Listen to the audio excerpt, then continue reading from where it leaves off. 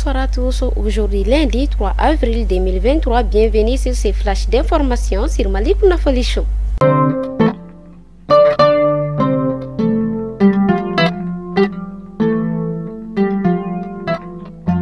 Après la Russie, la Chine vient d'offrir au Mali des blindés Noriko capables de résister face aux balles, aux mines artisanales et aux mines AID. À cette allure, le Mali sera bientôt la première puissance militaire en Afrique de l'Ouest. Santé et protection divine au ministre de la Défense, colonel Sadio Kamara.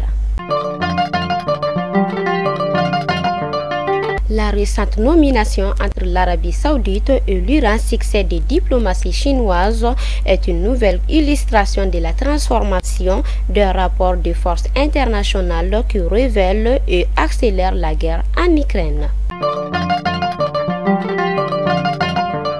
Le Brésil et la Chine ont annoncé que les échanges commerciaux entre les deux pays seraient effectués dans leurs monnaies respectives et non en dollars américains. Le gouvernement indien a aussi dévoilé sa nouvelle politique de commerce extérieur qui prévoit, entre autres, d'aider de renoncer le dollar américain et de faire de la roupie une monnaie mondiale. Ensuite, l'ancien président américain Donald Trump doit quitter aujourd'hui, lundi 3 avril 2023, la Floride pour rejoindre New York où il est censé comparaître le lendemain devant la justice pénale après avoir été inculpé dans une affaire de paiement.